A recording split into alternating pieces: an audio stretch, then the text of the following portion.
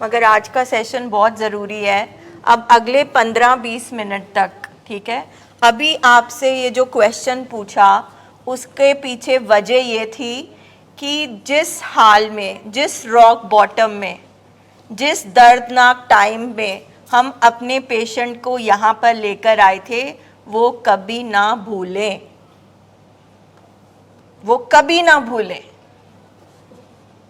क्योंकि जब समा बेटर होता है, निकलता है, तो हम भूल जाते हैं। मगर ये एक ऐसी बीमारी है जो ख़त्म नहीं होनी, जो पेशेंट के अंदर बैठी है, तो उसको रिकवरी में रखने के लिए इसे कभी ना भूले। हम ये पेशेंट्स को भी समझाते हैं कि अपना रॉक बॉटम नहीं भूलना।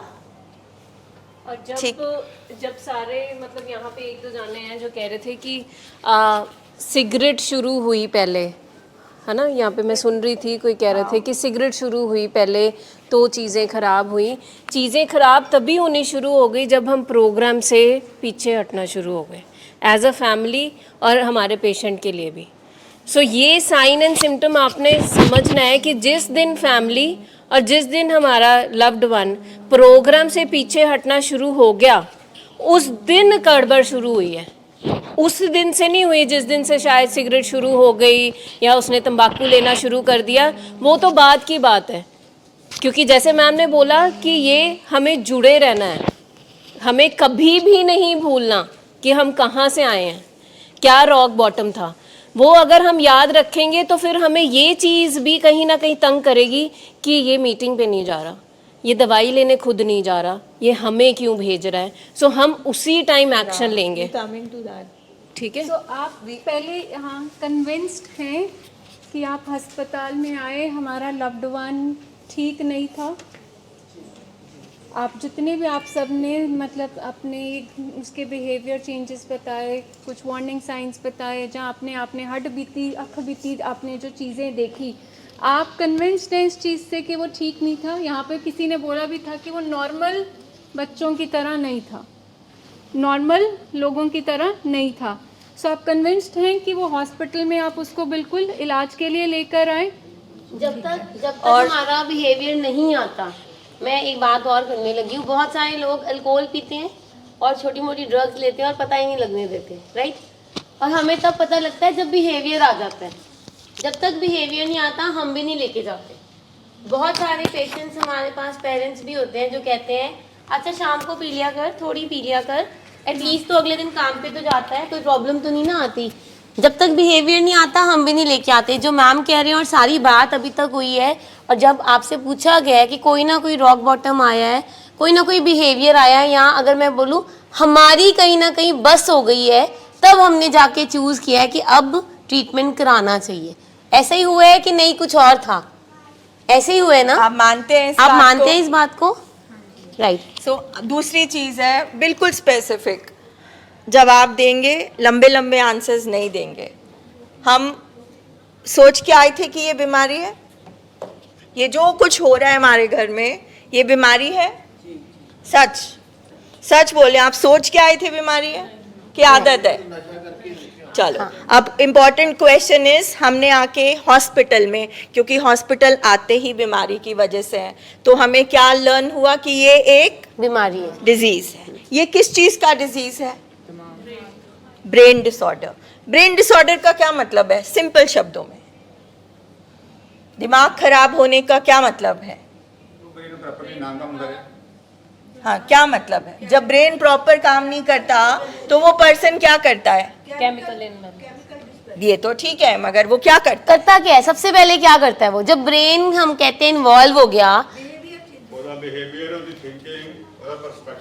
यानी कि अब जो नॉर्मल पैरामीटर्स हैं एक इंसान के, कि दिमाग ठीक होने वाली जो हरकतें करता है, अब उसकी समझ काम नहीं कर रही। और सबसे इम्पोर्टेंट बात, वो अब हमारी नहीं सुनता नहीं है। ना सुनना सबसे पहला हमारा इंडिकेशन है कि अब हमारा ब्रेन वर्क नहीं कर रहा। और समझ खराब होने का मतलब, जो हमने आपने कहा ना उसे बहुत समझाया, तो हमें क्या पता लगा कि उसकी तो समझ ही बीमार थी। तो समझाना नहीं है, क्या करना है? इलाज करना है। तो अब आप बताइए हाँ कि किन दो चीजों का इलाज होना है? ब्रेन के किन 2 पार्ट्स का इलाज होना है? नहीं, हाँ, चिम्ब्रेन, जानवर दिमाग और मत, ठीक है। ब्रेन जो बॉडी का हिस्सा है जिसको हम छू सकते हैं, इसको कौन ठीक करता है? कौन ठीक करता है? नहीं, इसका ट्रीटमेंट कौन करता है? जैसे कैंसर के लिए ऑन्कोलॉजिस्ट है, साइकियाट्रिस्ट, क्या देकर ठीक करता है? दवाइयां क्यों देता है? दिमाग के केमिकल्स खराब है, दिमाग का स्ट्रक्चर बदल गया है, ठीक है। दूसरी कौन सी चीज की ट्रेनिंग हो रही है? रिहैब क्यों बना था? किस ट्रेनिंग के लिए? माइंड ट्रेनिंग के लिए, ठीक है। माइंड ट्रेनिंग 3 महीने की क्यों है आज की डेट में? क्योंकि पहले तो रिहैब्स ही नहीं थे, पहले तो डिटॉक्स भी नहीं था, धीरे धीरे प्रोग्राम बना। 4-4 साल के रिहैब होते थे, पहले डिटॉक्स हुआ, 4-4 साल के रिहैब, 2 साल के रिहैब, 1 साल का रिहैब, 6 महीने का रिहैब, 3 महीने का मिनिमम रिहैब क्यों? क्यों सर 3 महीने का रिहैब?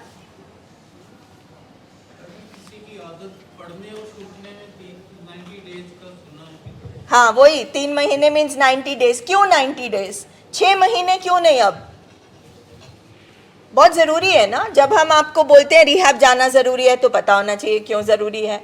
जब हम बोलते हैं कि अब 90 दिन का दवाइयों के साथ प्रोग्राम मिनिमम जरूरी है, मिनिमम, उसका क्या मतलब है? और उन्हीं पे बात पे आऊँगी कि हम यहाँ पे पहले ये चीज़ क्लियर करेंगे कि आदत का इलाज कराने अस्पताल नहीं आए। यहाँ पे जो आप कह रहे हो कि मिनिमम 90 दिन में शायद आदत है, बट इसका मतलब मैं जो सोच रही थी कि ये बीमारी है या आदत है, आई नीड उसके लिए पहले क्लैरिटी मैनू चाहिए कि मैं बैठी दिमाग दे हस्पताल विच चली है तो मैं आज भी कहनी भी कि 90 दिन में बीमारी दा इलाज की आदत दा इलाज।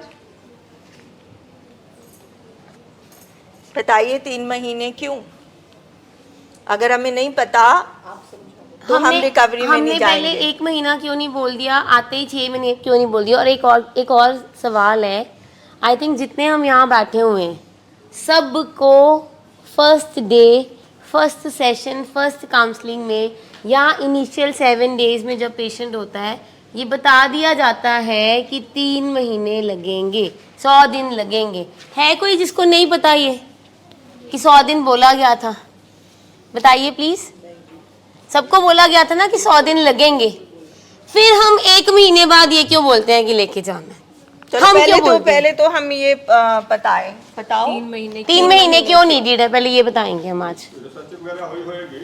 बिल्कुल, पेट में बच्चे को 9 महीने लगते हैं, टीबी का 6 महीने का इलाज क्यों? कोविड के लिए 18 दिन क्वारंटीन में रहना क्यों?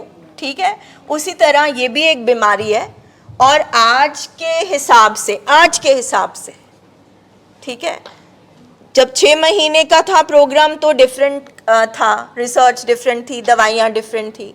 आज की डेट में जो बेस्ट दवाइयाँ बनी हैं और उसके साथ अगर माइंड की 90 से 100 दिन की ट्रेनिंग की जाए तो ये जो मत है ये थोड़ा थोड़ा खुलना शुरू हो जाती है, पेशेंट को समझना शुरू हो जाता है। पेशेंट, हमारे जो ब्रेन की एक वर्किंग है, जो कनेक्शन है, जो इलेक्ट्रिक करंट दिमाग में रुक जाता है, वो कनेक्शन जुड़ने लग जाते हैं, पेशेंट को एहसास होने लगता है मिनिमम। अब आप देखें ना, 10-15 दिन तो डिनाइल ही रहा, कईयों का महीना डिनाइल रहा, कईयों का मैक्सिमम 1.5 महीना भी डिनाइल रहता है। डिनाइल रहा, नहीं मानना, एहसास नहीं हुआ। अब जब मान लेना है तो तभी काम शुरू होगा ना। तो ये जो 3 महीने का प्रोसेस है कि 3 महीने तक पेशेंट को काफ़ी पता लग जाता है, पेशेंट को काफ़ी एहसास होना लग जाता है, शुरू हो जाता है। WHO का रिसर्च कहता है कि 90 डेज में डोपामीन के रिसेप्टर्स वापस ठीक होना शुरू होते हैं। जिस तरह एक बच्चे को 9 महीने लगते हैं बनने में, उसी तरह ये जो अंदर हमारा जो ड्रग्स और एक डोपामीन जो केमिकल है उसका बड़ा गहरा एक कनेक्शन है। अच्छा मैम, इसका एक क्वेश्चन मुझसे अभी रिसेंटली किसी पेरेंट्स ने पूछा है, कल परसों भी पूछा था चलो ऐसा करते हैं, थोड़े दिन तो हो गए हैं आपके पास, बाकी के 2 महीने हम घर पे ही कर लेते हैं, दवाइयाँ ही देनी है, कोई बात नहीं। ऐसा आता है ना मन में कई बार कि 1 महीने में अब थोड़ा सा ठीक हो गया, बाकी 2 महीने हम घर पे ही कर लेते हैं, दवाइयाँ ही देनी है। किस किस के मन में आता है बताइए, हाथ खड़ा करेंगे। जी जी जी बिल्कुल बिल्कुल बिल्कुल, करो करो करो करो। किस किस के आता है कि 1 महीने में जो इनिशियल चैलेंज है वो पूरा हो गया, बाकी 2 महीने हम घर पे कर लेते हैं। बिहेवियर बेटर हो गया।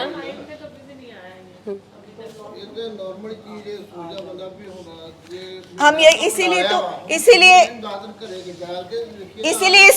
मगर आप बताओ, यही तो सेशन है, यही तो इसीलिए ही समझा रहे हैं कि अगर एक ऑपरेशन में 3 घंटे लगते हैं और वहां पर क्या फैमिली कहेगी कि 1.5 घंटे में कर दो? अगर जख्म को 40 दिन लगेंगे हील करने में, तो आप आधे पे छोड़ दोगे? आप प्लास्टर लगाए 4 महीने का, आप 2 महीने में खोल दोगे?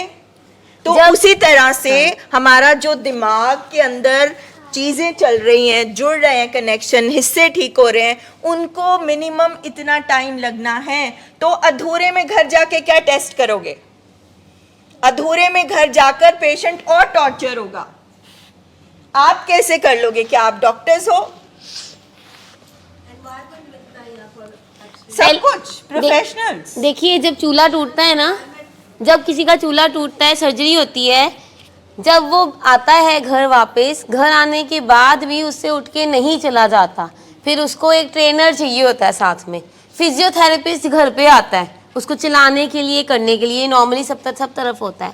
ऐसे ही जब हमने उसको यहाँ रखा है 1 महीने में, ये स्टेप बाय स्टेप होता है। पहले डिनाइल आनी है, डिनाइल टूटनी है, फिर सरेंडर आना है, फिर जाके उसने जो है एक्सेप्टेंस आनी है, सरेंडर आना है, फिर जाके रिकवरी होनी है।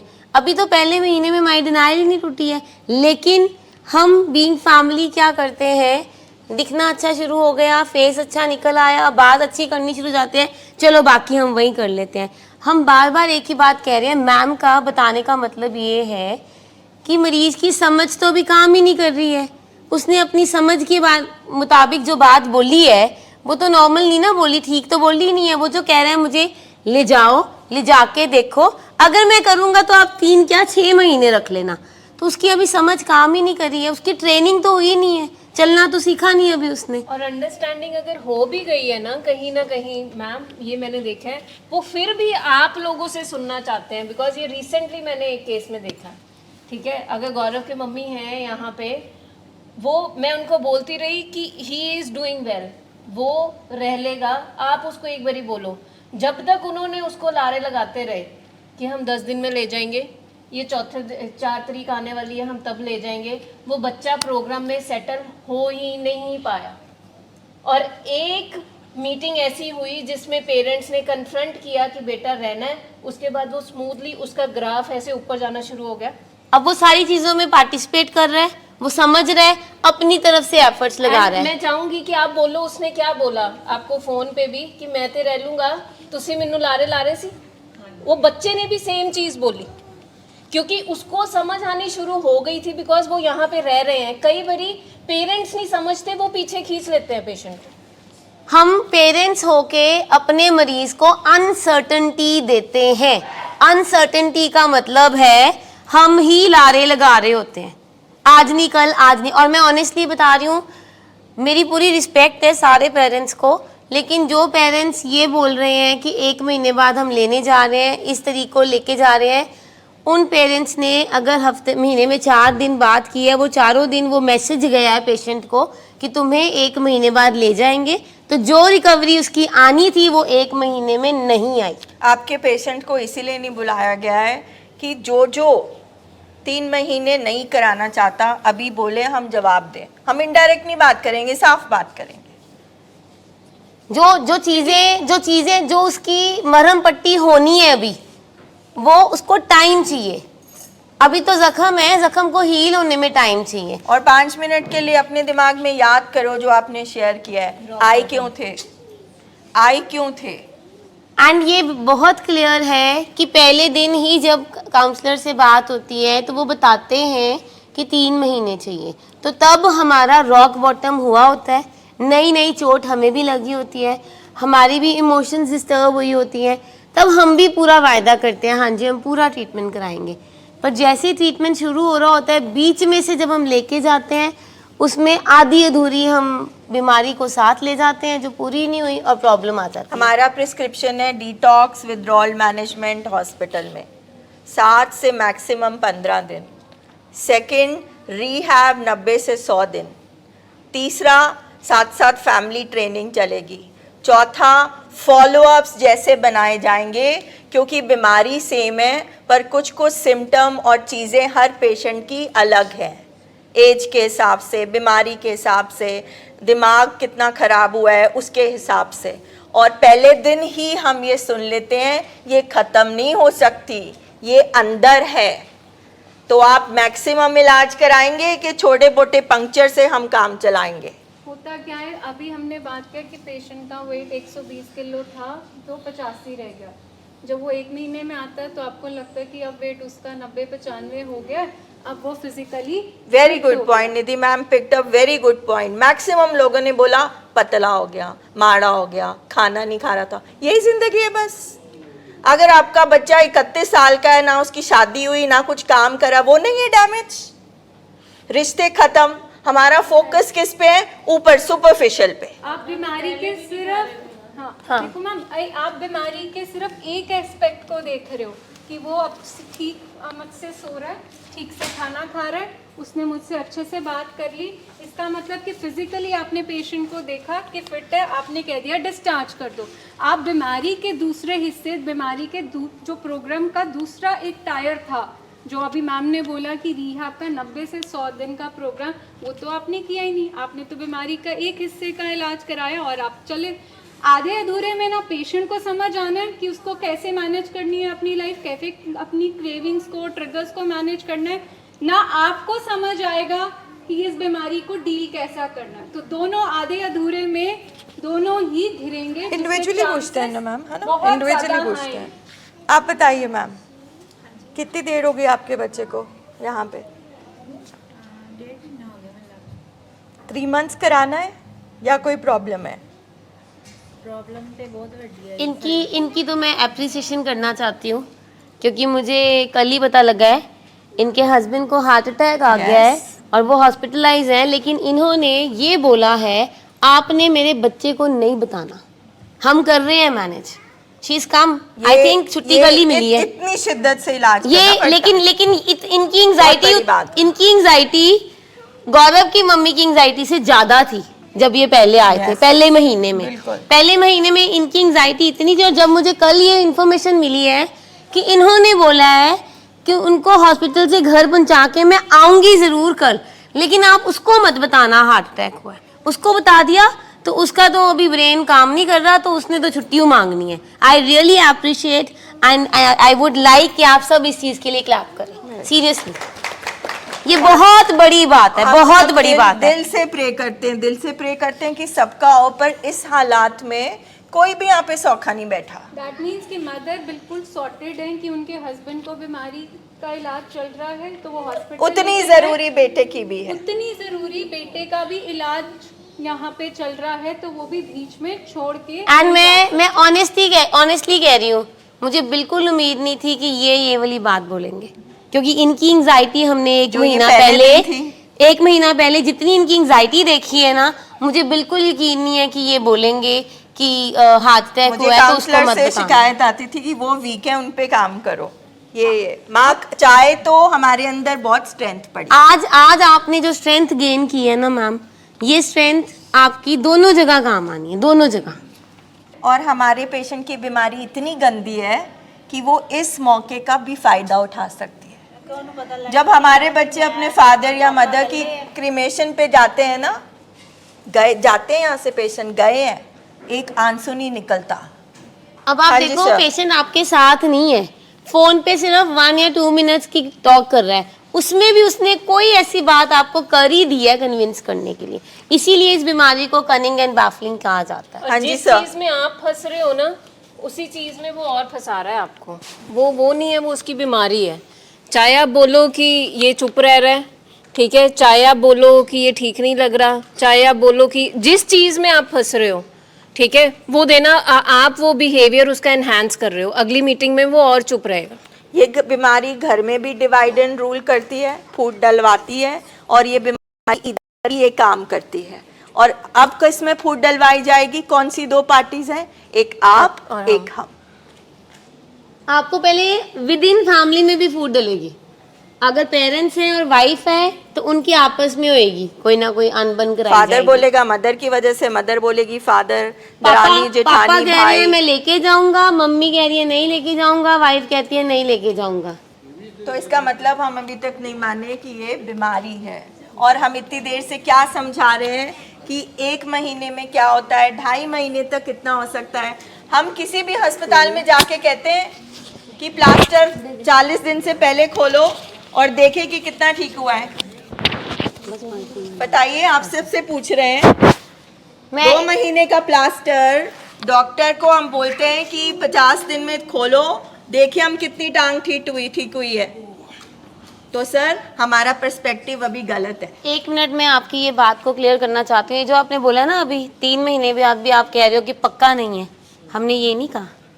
3 महीने के बाद पूरा पक्का है अगर आप पक्के हो, हम ही पक्के नहीं हो रहे सर। जिस दिन ये आया था इसने अपनी बीवी को बीवी मानना बंद कर दिया था। इसने कहा था मेरी तो शादी नहीं हुई। आपने मुझे कहा ऐसा कुछ नहीं है, ये झूठ बोल रहा है, ये वैसे ही कर रहा है, ये जान के कर रहा है, ये निकलने के लिए कर रहा है। एंड आई थिंक पूरा 15-20 दिन हम इसी जद्दोजहद में लगे रहे। इवन के वाइफ को हमने ये तक बोल दिया कि शादी की फोटोज भेज दे भाई, हम इसको कन्विंस तो करें पहले कि जो तू बोल रहा है वो झूठ बोल रहा है। ये एक सिंपल सी बात है। आज तक कभी उसकी डिनाइल ब्रेक नहीं है, क्योंकि उसको, हमें नहीं पता, उसको पता है मेरे पापा ने इतनी तारीख को मुझे ले जाना है, हमें नहीं पता। बिल्कुल। और आप ये जो बोल रहे हो ना कि 3 महीने के बाद क्या गारंटी है कि वो ठीक होएगा कि नहीं होएगा, गारंटी है। मैं कहती हूँ 100% गारंटी है। चलो एक मिनट, अगर आप बात को समझे हो तो, हाँ, अगर आप बीइंग फैमिली समझे हो कि बीमारी है, सारी जिंदगी की बीमारी लग गई है, जब जब बिहेवियर आएगा, जब जब प्रॉब्लम्स आएंगी, हमें पहले डॉक्टर को और काउंसलर को मिलना है। हमने अपनी मर्जी नहीं करनी। शुगर है, जब शुगर बढ़ती है, शुगर का अटैक आता है, इमीडिएटली हम डॉक्टर के पास लेके जाते हैं।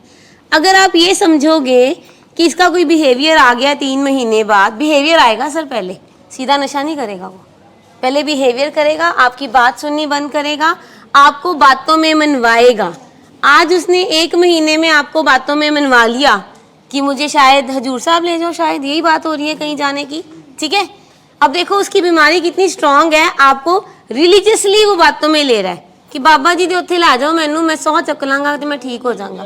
क्यों? बाबा जी का अपना काम है, बाबा जी ने आपसे कर्म करवा रहे हैं। हमें तो फैमिलीज को बाबा जी का शुक्रगुजार होना चाहिए कि शुक्र है डॉक्टर्स ने इस बीमारी के इलाज निकाले, तरीके निकाले, वरना हमारे पेशेंट सड़कों पे होते थे, कमरों में बंद होते थे, सब खत्म हो जाता। और मैं आपको ये भी बता रही हूँ, आप ही ने, मैं आप ही को बोल रही हूँ, आप ही ने मुझे 3-4 बार बोला मैम ये जो मर्जी करे, हमने पूरा इलाज कराना है। फिर आज ऐसा क्या हो गया कि हमने अपनी स्टेटमेंट भी चेंज कर ली, और हमने अपना इरादा भी चेंज कर लिया, ऐसे कैसे? इसीलिए अगर WHO बोलता है ये बीमारी क्योर नहीं हो सकती, मगर 200% ठीक हो सकती है, तो ये क्यों नहीं होती? इन कारणों की वजह से, जब हम डोल जाते हैं। ट्रीटमेंट में एक और चीज़ क्लियर कर दूं, डिटॉक्स हुआ, रिहैब ट्रेनिंग हुई, और उसके बाद इंटेग्रल पार्ट आपके फॉलोअप्स का है। हमारे पेशेंट्स क्यों ठीक नहीं होते? क्योंकि ये अब तीसरा हिस्सा भी आप देखना, वहाँ पे हमें ड्रॉप रेट सबसे ज्यादा। अभी ये जो फॉलोअप्स पे भी ये जो आपका क्वेश्चन है ना, हाँ ये जो आपका क्वेश्चन है, 3 महीने बाद भी अगर ये करेगा तो वो 3 महीने बाद तब करेगा जब हम अपने रूल्स एंड रेगुलेशन तोड़ेंगे। जब आप जाएंगे 3rd मंथ में, हमने पेशेंट को रिलैप्स प्रिवेंशन सिखाना है, हमने फैमिली को सिखाना है कि रिलैप्स क्या होता है, क्यों ये जाके करते हैं, आपका क्या रोल है उसको प्रिवेंट करने के लिए। जो लास्ट 15 दिन होते हैं वो फैमिली पे भी फोकस होता है, पेशेंट पे भी। फिर आपको रिटन रूल्स दिए जाते हैं, ज़बानी भी और रिटन भी, पंजाबी में भी, इंग्लिश में भी, और बड़ी स्पेसिफिक। सर किसी बात का भी बुरा नहीं मानना, ये कहना कि डॉक्टर ने हार्ट की प्रॉब्लम के लिए 1.5 महीना एडमिट किया है, ठीक है, तुम 1 महीना यहाँ रह लो, 1 महीना घर, कोई फर्क नहीं है, फर्क नहीं है।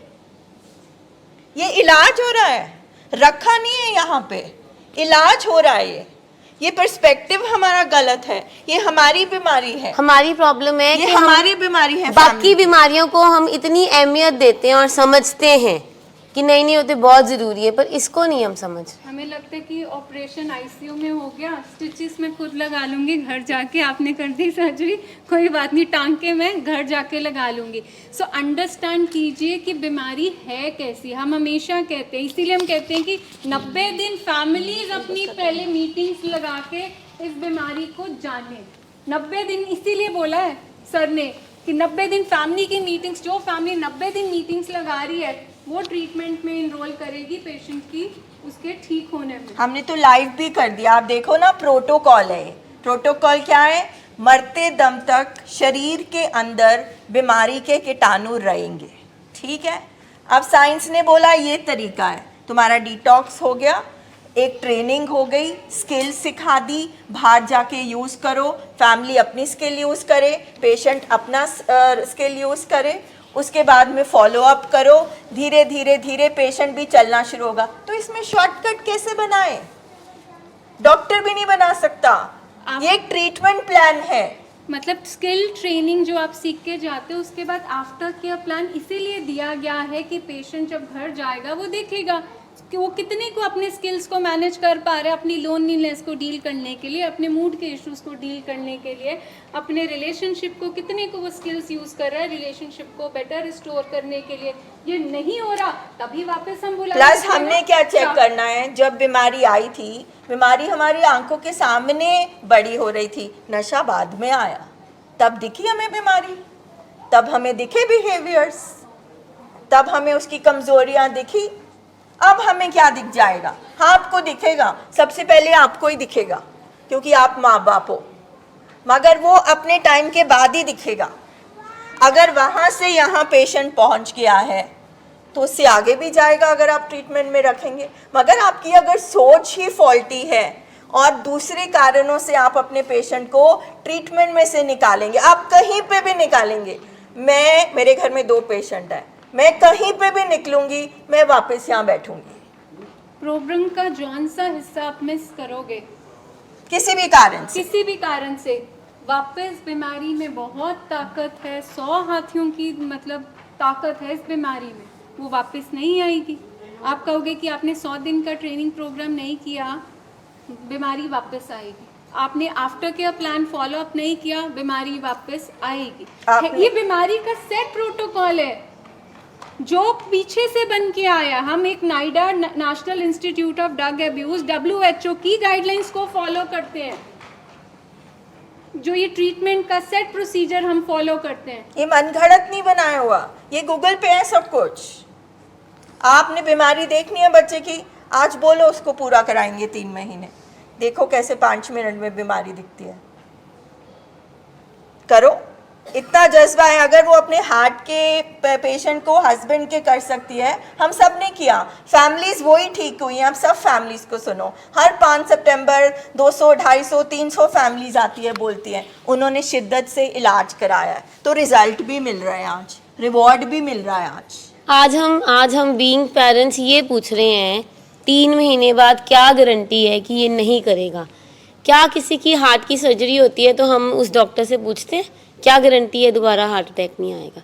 किसने पूछा? चलो हाथ खड़ा करें।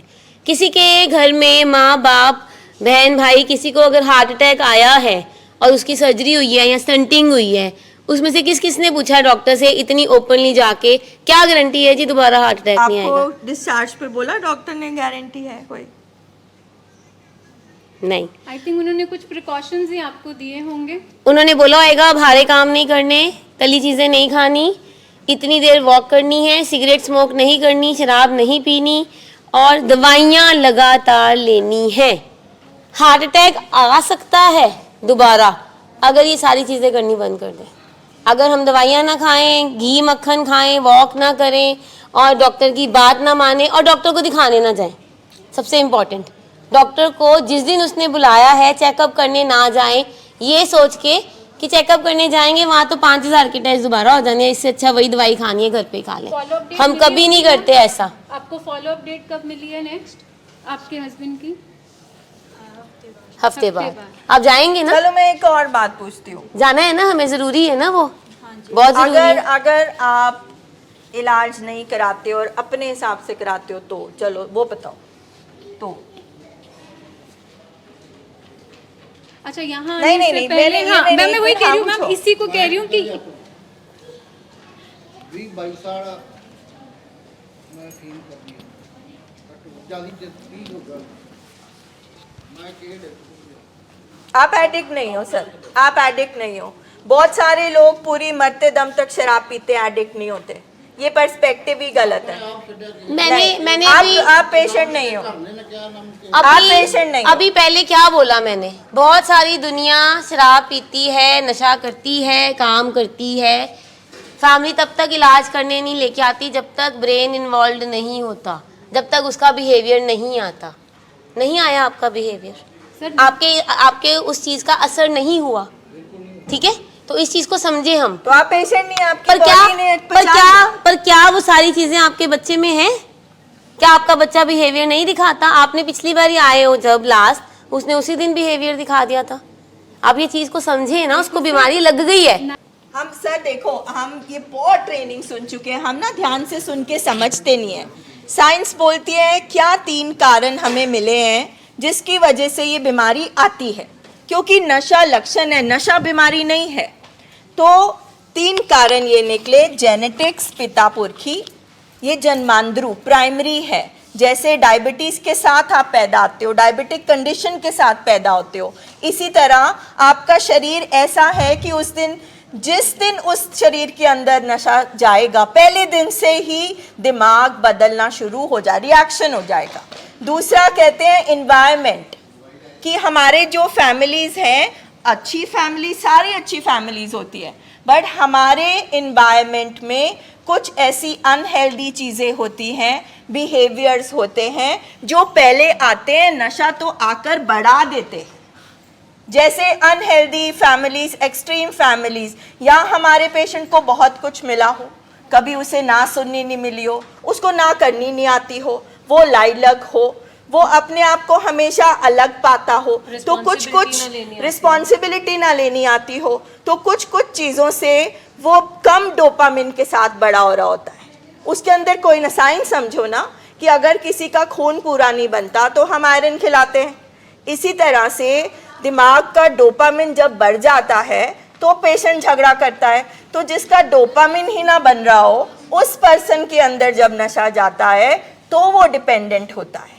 तो वो बन क्यों नहीं रहा, वो कम खुश क्यों रहता है? एक बच्चा एक खिलौने से खुश है, दूसरे बच्चे को 10 नहीं मिले तो वो खुश नहीं होता। तो हमारी कमज़ोरियाँ हैं, हमारी पर्सनालिटी है। तो ये वाले बिहेवियर्स पहले होते हैं जो 5 साल की उम्र में दिखना शुरू हो जाते हैं, मगर हमारे को समझ नहीं होती ना कि क्यों उस हद से ज़्यादा गुस्सा है इसमें, क्यों ये बहुत ज़िद्दी है। तो ये सारी चीज़ें हमें नशे के पास लेकर जाती हैं। हम नशे को बेसिकली मूड की बीमारी कहते हैं। हाँ। अब देखो, आपके बच्चे ने मर्सिडीज मांगी, आपने ले दी, कितने दिन खुश रहा वो उससे? 10 दिन, 20 दिन, 30 दिन मैक्सिमम। उसके बाद उसकी वो मर्सिडीज लेने की एक्साइटमेंट खत्म, क्योंकि वो अंदर से ही खुश नहीं है, उसका अंदर से ही मूड ठीक नहीं है। अब उसको कुछ और चाहिए। अब उसको कुछ और चाहिए। जो मटेरियलिस्टिक चीज़ें देते हैं, ये जो मैम बात कर रहे हैं, हमने आज तक कभी ना करी नहीं है बच्चे को। हमने हर चीज़ उसको लेके दी है, प्रोवाइड करी है। आज जब हम उसको ना कर रहे हैं कि भाई तुझे लेके नहीं जा रहे, तेरा ट्रीटमेंट जरूरी है, तो उससे वो बर्दाश्त नहीं हो रहा ना हमसे कहा जाए, ना हमसे कहा जा रहा है। और आज भी हम इसी चीज पे फंसे हैं कि उसका मन नहीं लग रहा। हाँ। वो खुश नहीं दिखता। मन लगाने के लिए नहीं किसी को बुलाया। मतलब मन आप ही तो इतने बीमार है। सालों उसको सब कुछ लेके दिया, घर पे रखा, आपके पास ही था, क्या वहाँ मन लग रहा था? हम घर यही से बार ज्यादा बार क्या पूछते मन हैं। लगेगा किसी का? वहाँ मन लग रहा था, वहाँ खुशी मिल रही थी, वहाँ खुश था। आज भी कई फैमिलीज हैं जो कहती हैं हम थोड़े दिन के लिए ले जाएं, शायद इसका मैम मन थोड़ा चेंज हो जाए। अब ये समझ लो, गुरुद्वारा साहब ले जाके, दुबई ले जाके, सिंगापुर ले जाके, शिमला ले जाके, घर ले जाके, उसको खुशी नहीं मिलनी, क्योंकि वो अंदर से ना खुश है, अंदर से बीमार जब है। तक उसकी वो मूड की बीमारी ठीक नहीं होगी तब तक उसने ठीक नहीं होना। ये जो 3 महीने हम रख रहे हैं, ये मूड को मैनेज करना सिखा रहे हैं हम। इसमें हम उसकी एफिशिएंसी इंक्रीज कर रहे हैं, उसमें पेशेंस ला रहे हैं, उसकी कॉग्निशन को बढ़ा रहे हैं, उसको कंसंट्रेट कर सके इतना सिखा रहे हैं, अपनी इमोशंस को कैसे मैनेज करना है वो सिखा रहे हैं। सोचो साइंस के हिसाब से उसको ब्रेन डिसऑर्डर है, ठीक है। हमें महीने से ऊपर हो गया ट्रेनिंग अटेंड करते हुए, हम नहीं अभी तक मान पाए। हमारा तो दिमाग ठीक है, तो सोचो पेशेंट को कितना टाइम लगता है। एक एक घंटा एक एक काउंसलर एक एक पेशेंट के साथ बैठता है, बचपन से लेकर आज तक की सारी उसकी ज़िंदगी फरोलता है, वो चीज़ें ढूंढता है जिसकी वजह से वो नशे की तरफ गया। हमारे पेशेंट ऐसी ऐसी बातें कहते हैं जो आपने कभी सोची भी नहीं होंगी और पता भी नहीं होगा आपको। उनके अंदर है बीमारी, उसको आके सिर्फ नशे ने ढांपा है, उसको सॉल्व किया है। अब जब नशा नहीं अंदर जाएगा तो वो चीज़ें एक एक करके निकलेंगी ना। अगर 40 साल का हमारा पेशेंट है तो 40 साल लगे उसको बनने में। 40 साल में उसका माहौल है, उसका स्वभाव है, उसके दोस्त, उसके जेनेटिक्स, पिता पुरखी, बीमारी तो वो है। अब उसको ठीक करने के लिए 3 महीने भी कम है, इसलिए एक तरीका बनाइए, तरीका है।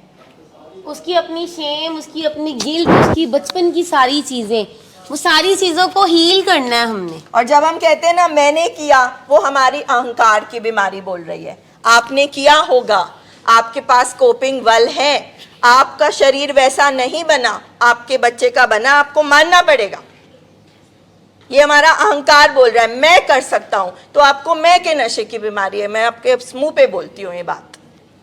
तो इसीलिए हम बोलते हैं फैमिली अपनी बीमारी पे पहचाने।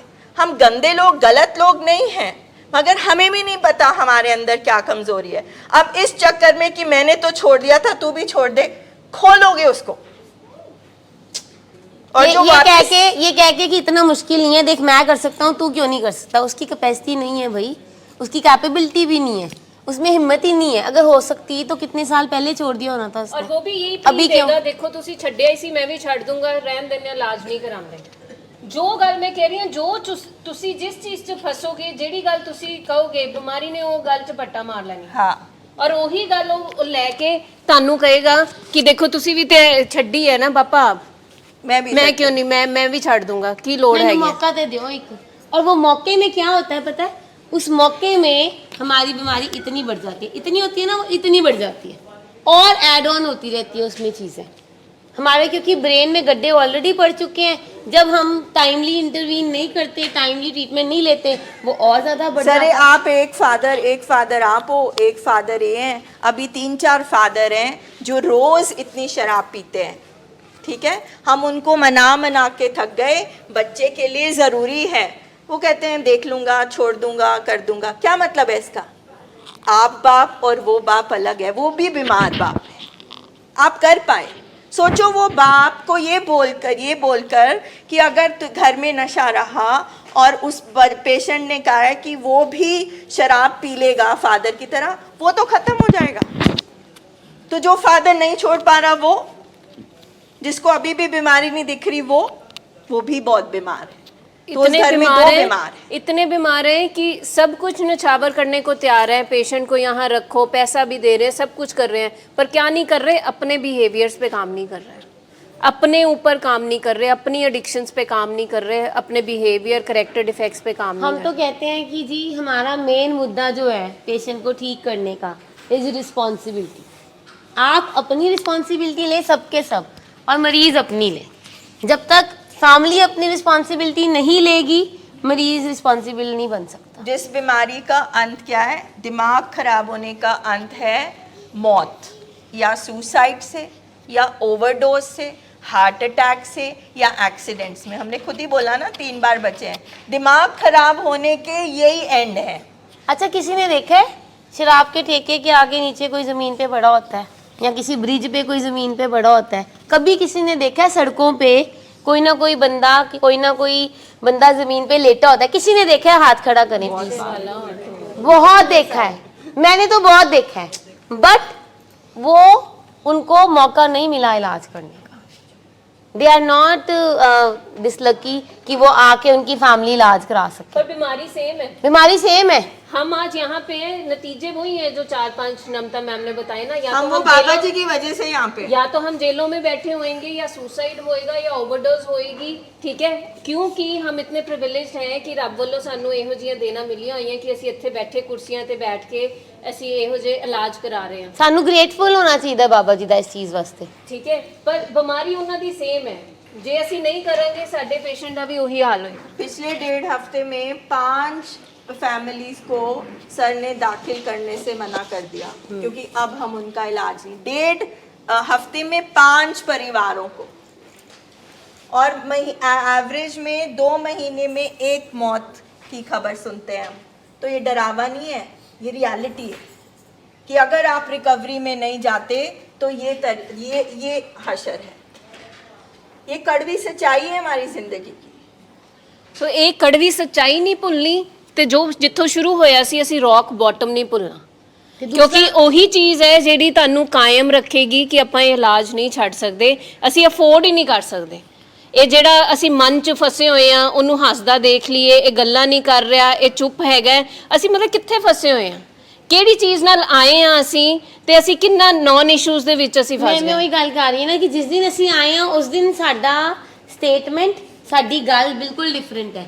ਅੱਜ ਸਾਡੀ ਸਟੇਟਮੈਂਟ ਵੀ ਚੇਂਜ ਹੋ ਗਈ। ਆਪਾਂ ਥੋੜਾ ਜਿਹਾ ਸੋਚੀਏ, 2 ਮਿੰਟ ਲਈ ਸੋਚੀਏ ਉਹ ਚੇਂਜ ਕਿਵੇਂ ਹੋਈ।